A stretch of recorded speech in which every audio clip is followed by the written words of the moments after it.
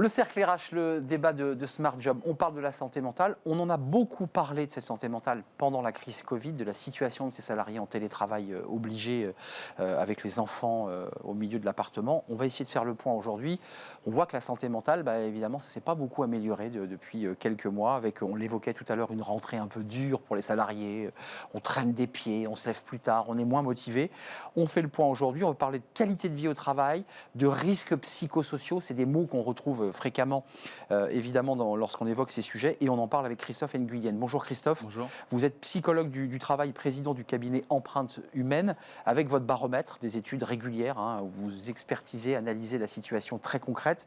On fera le point, parce que vous aviez un baromètre publié en juin dernier. Merci d'avoir répondu à notre invitation. Et François Cochet est avec nous. Bonjour François, directeur des activités santé du cabinet Secafi et président de la FIRPS. L'ai-je bien dit ? Parfaitement. Je l'ai bien dit. Commençons par le début, j'ai envie de dire. Vous êtes venu nous parler assez régulièrement de cette situation. La crise Covid a eu un effet d'accélérateur.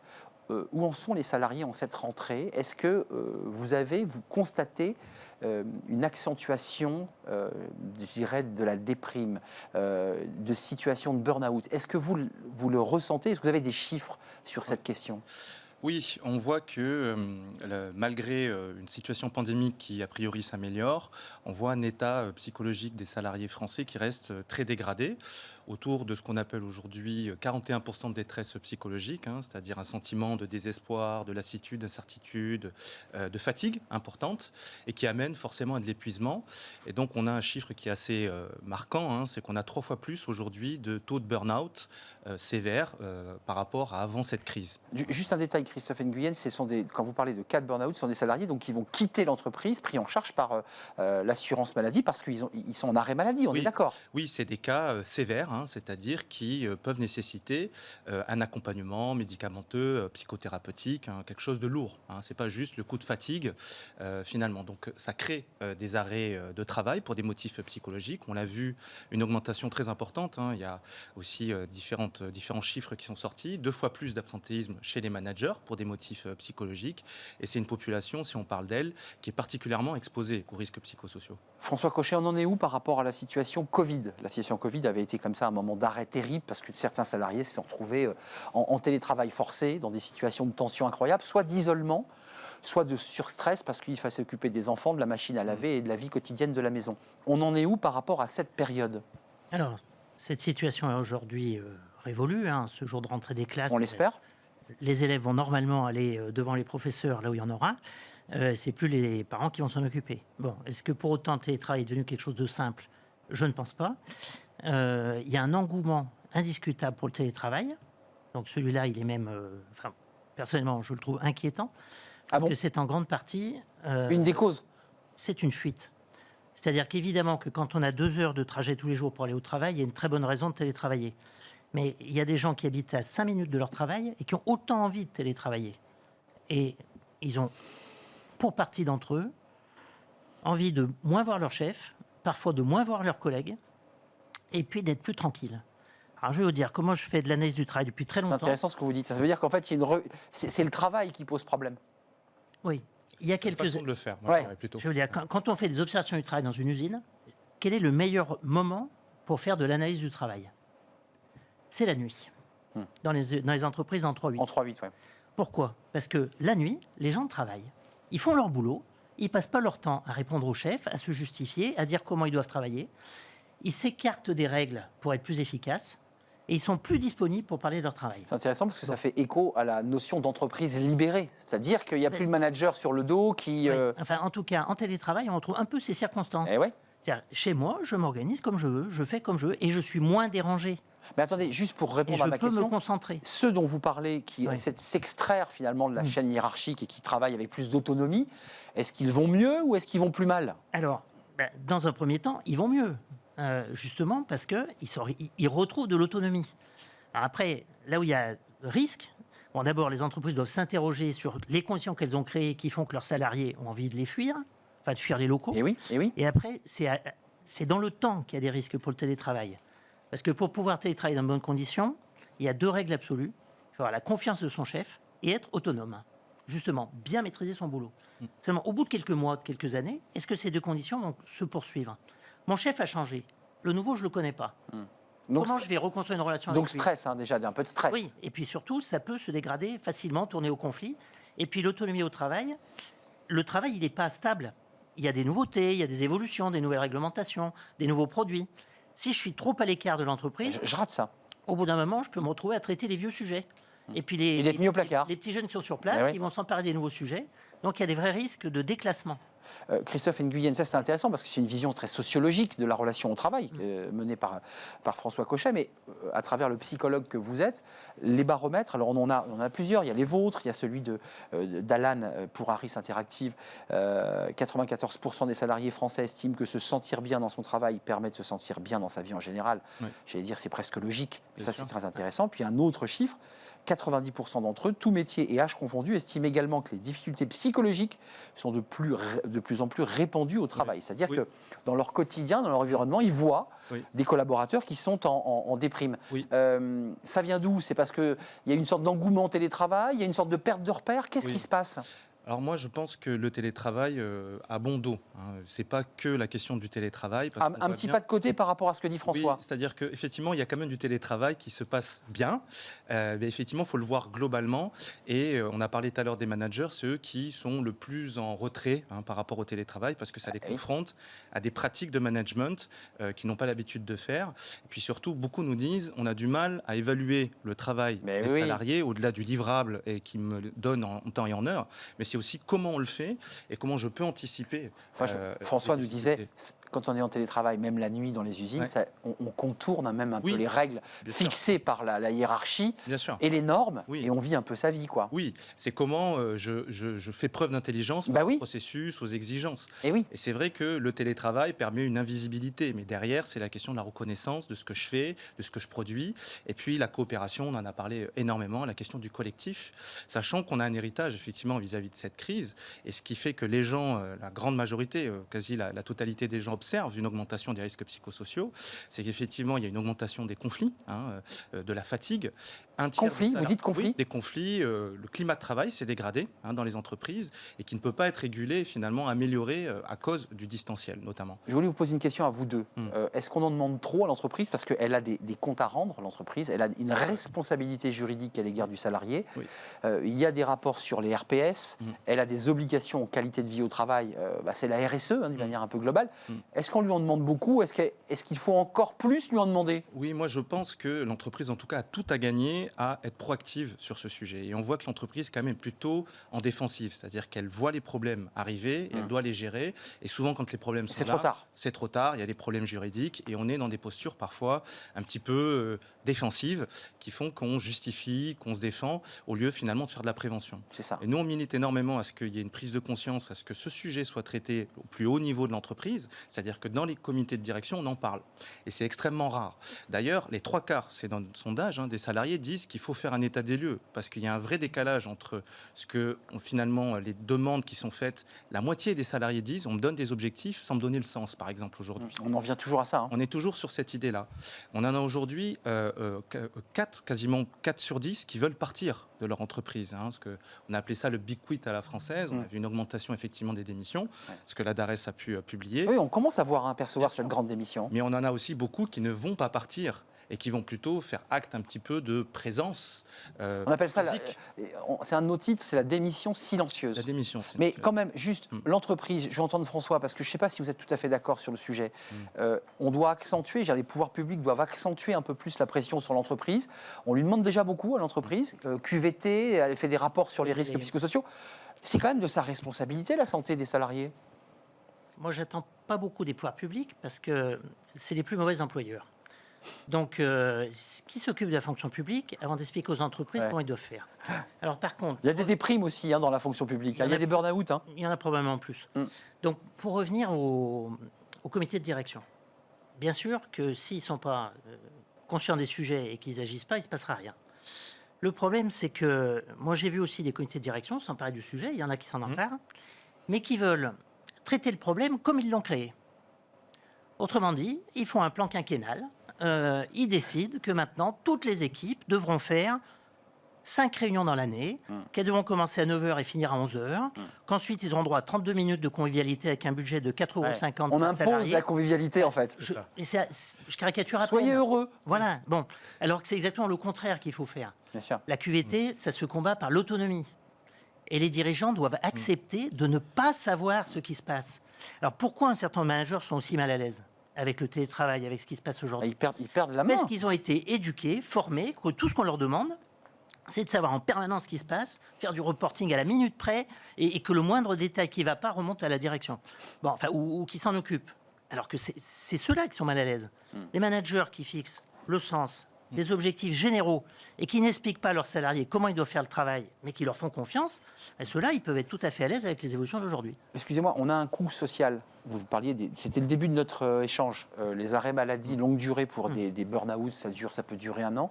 On parlait de la démission silencieuse, c'est-à-dire que c'est des salariés qui sont rémunérés par l'entreprise, mais qui ont décidé de faire le strict minimum. Oui. Ça, c'est une tendance lourde qu'on voit apparaître. C'est-à-dire qu'un des héritages de cette situation, encore plus dans un contexte où l'inflation est grandissante, où on a du mal aussi il y a un risque à ne partir. Le mois, effectivement, fait que c'est un aujourd'hui principaux facteurs de risque en matière de souffrance économique. On voit que ça apparaît de plus en plus. Ça, c'est une nouveauté, je pense, post-Covid. La question, il y a un quart des salariés qui sont plus endettés aujourd'hui.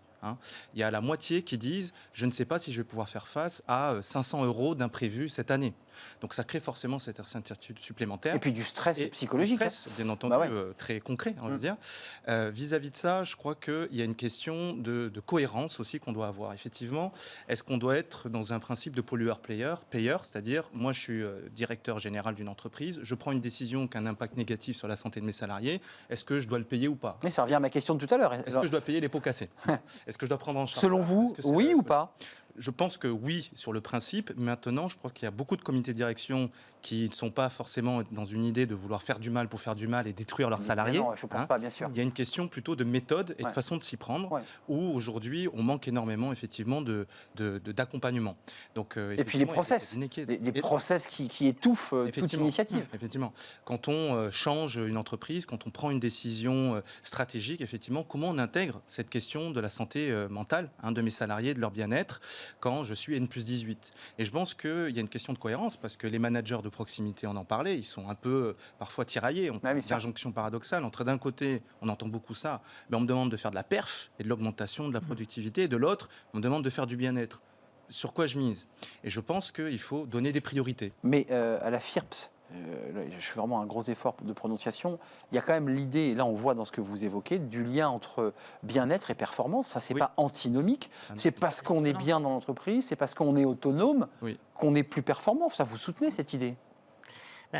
C'est important de l'entendre. Enfin, on peut être bien au travail. Pour revenir à la notion de désengagement, un salarié a une remarque désagréable de son chef, qui le blesse, qui l'humilie.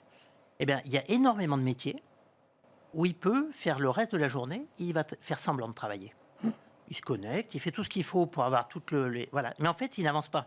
Il n'a pas envie, il ne peut plus avancer. C'est presque une forme de sabotage, quoi. Non, parce que le sabotage, c'est délibéré. C'est qu'il est trop blessé, il n'a plus l'énergie qui permet de travailler. Parce qu'aujourd'hui, on n'est plus en train, comme du temps de Taylor, de soulever des tonnes de fonte. C'est vrai. La plupart des métiers, on travaille avec son cerveau et un peu son affect. Et ben, si celui-ci est blessé, même il peut l'être pendant 1 heure, pendant une journée, pendant 6 mois, eh ben, on ne peut pas travailler. Voilà, c'est comme quelqu'un qui a un énorme souci personnel, on sait qu'il est aussi dangereux au volant que s'il avait bu.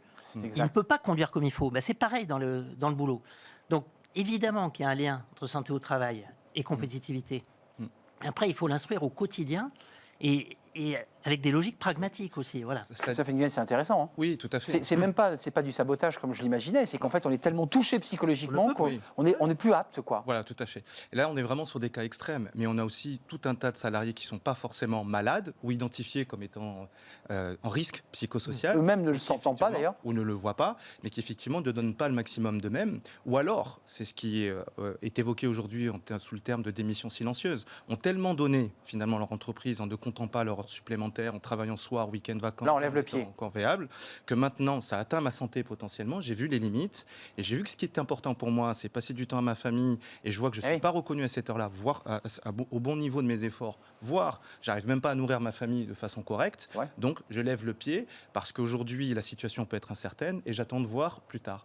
Et là, on voit qu'il y a un doublement. Oui, c'est l'entre-deux, c'est pas la grande démission. Voilà, Quoi. c'est pas la grande démission, Ouais. mais je fais le strict minimum parce que finalement, la promesse même de mon entreprise ou du travail a été un peu déçue, mise à mal, et je l'ai bien vu avec cette crise-là. Les indicateurs des pouvoirs publics, parce qu'il y a les baromètres Ouais. empreintes humaines et d'autres acteurs. Mm. Qu'est-ce que disent les pouvoirs publics là On a les tendances un peu, parce qu'il y a des rapports Oui. sur les risques psychosociaux. On sait où on en est. Oui. On en est où? Sur la population générale, on est aussi à des niveaux d'anxiété et de dépression qui Élevés, sont très hein. importants. Mm. Dans la population générale, ça c'est clair, y compris surtout pour les jeunes. Et on le voit d'ailleurs dans les entreprises, beaucoup de DRH me disent, c'est incroyable, je vois des jeunes, c'est leur premier job, ça fait 6 mois qu'ils sont là, et ils s'arrêtent pour burn-out. Pour burn-out, on a l'impression, on se dit, mais est-ce qu'ils ont le cuir qui s'est affaibli, et qui est beaucoup moins épais, un peu trop fin? Est-ce qu'ils attendent trop de l'entreprise? C'est ce que j'entends aussi, qu'ils sont un petit peu trop Très demandeurs. très Ouais. demandeurs. Mais en fait, c'est qu'ils sont aussi fragilisés. Ça, on peut se le dire. C'est pas de la fainéantise.